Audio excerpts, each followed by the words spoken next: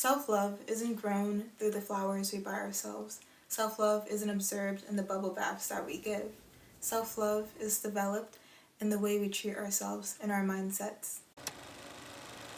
Hello, my name is Destiny and welcome to my YouTube channel. Today I want to talk about self-love from the perspective of mindsets that deepen your relationship with yourself. As my mom would say, self-love isn't in the flowers you buy yourself, it's in the way you treat yourself, it's in your mindset.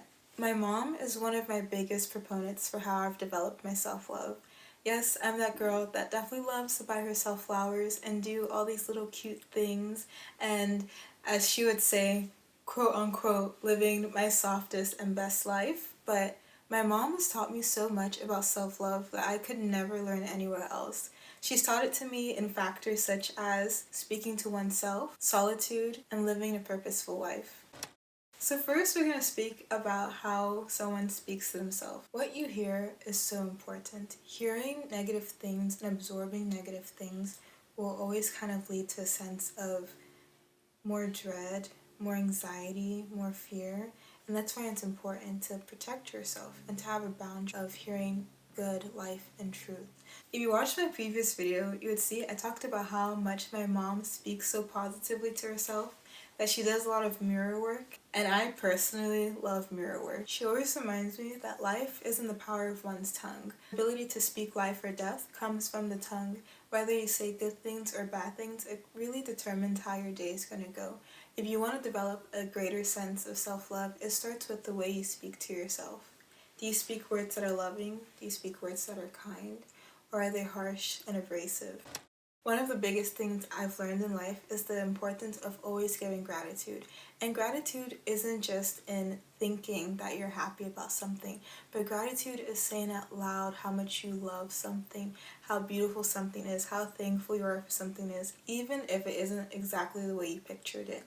And a really important part about speaking life is that when you hear something, you're able to internalize it. The more you hear yourself speak is the more you're able to internalize the loving things that you say onto yourself. Think about it, when you're learning to speak a language such as Spanish, the best way to make sure that your Spanish is actually improving is by speaking out loud.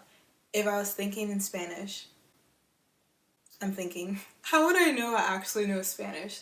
But think about me saying the words romantically in Spanish, like, estoy muy bonita, cariña, un miel, un hija del Dios. See, I feel like maybe you just fell a little bit in love with me because of the Spanish I'm speaking. Speaking life with earnest belief in what you're saying is one of the biggest ways to develop a greater sense of self-love.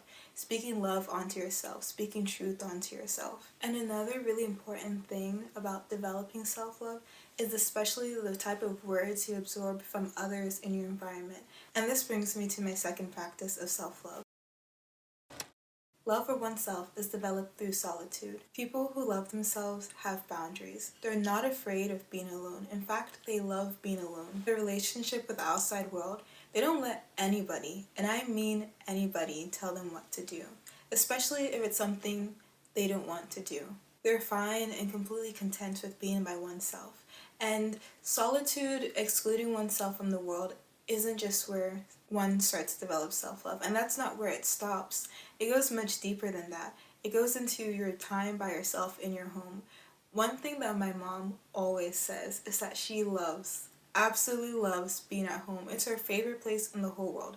If my mom traveled the whole entire world, front and back, she would never want to go there more than her own bedroom. My mom loves her bedroom. And honestly, I love my bedroom too. My bedroom is one of those places that I never want to leave.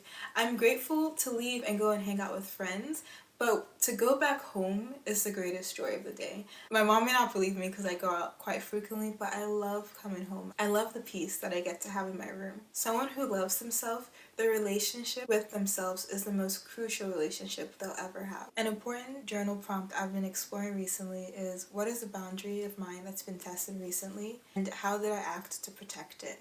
I think by filling out this prompt, you kind of see that you're so proud of yourself for sticking to what is true to you. Solitude at home often looks like taking a break from all the noise in life, such as social media. It's spending time in quiet meditation with God, letting His voice feel the fullness of the silence that one experiences. Oftentimes, the feeling of loneliness can grow and develop from a place of low value and even low self-worth. But whenever I feel lonely, that's a more important time for me to spend more time alone. I don't equate loneliness and being alone as the same thing.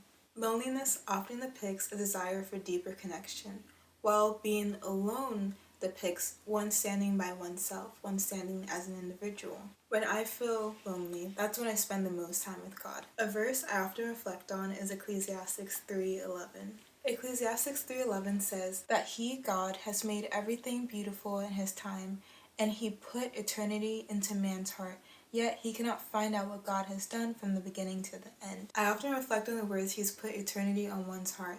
I feel like eternity is this place of like the endlessness of goodness, joy, and beauty. The fact that it's placed on our heart, we want good things. Sometimes our hearts are so hungry and craving, and we often feel empty by this world that is not a good place and is often very destructive and chaotic. But if God has placed eternity on our hearts, if we have in our hearts the desire to go to somewhere of much greater heights, wouldn't that explain why we can feel alone? And wouldn't that explain why we need to spend more time with Him? Wouldn't that explain why solitude, reflecting, and truly knowing something greater than oneself is the way to even begin to develop self-love? The last important lesson I've learned about developing self-love is to live a purposeful life. My mom will always joke, actually, it's not a joke, but she'll say, make yourself relevant. If you're struggling or something's kind of going wrong, she'll always kind of say, make yourself relevant. And what that means is give yourself a purpose. At least, I think that's what she means. So depression and self-dread often originate from a place of idleness, of doing nothing and not having a purpose or not knowing what to do with oneself.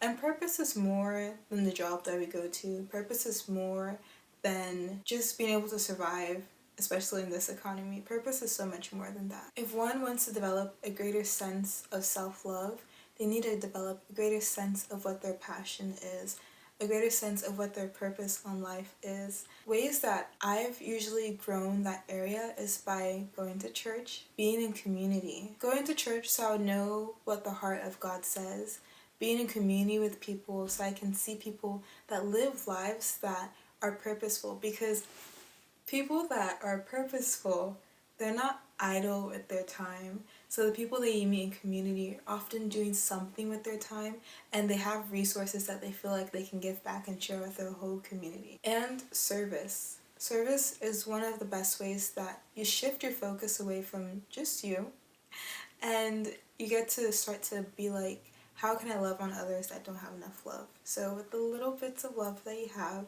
you take it and give it to others.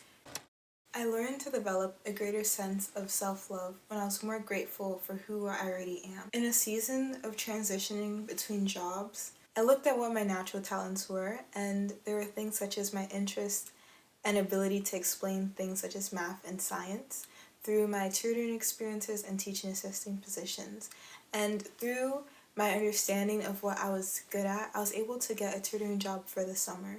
This brings me back to my point of how important it is to look at what we're really good at and just honor and value it. Like, do you, be yourself. Don't try to be a copy of anybody else, because being a copy of someone else often lead to the most misery. It's important to be grateful for one's natural skill sets, because when you're grateful for it, even if society, the world at large, kind of tells you that it's not that special, it's not that important, or it's not easily monetizable, if you're really grateful for it, if you spend time enjoying it, that's when you'll start to grow and develop it. And that's one of the ways that you love yourself, because you're loving who you naturally are. You don't have to put on a front and become anybody else.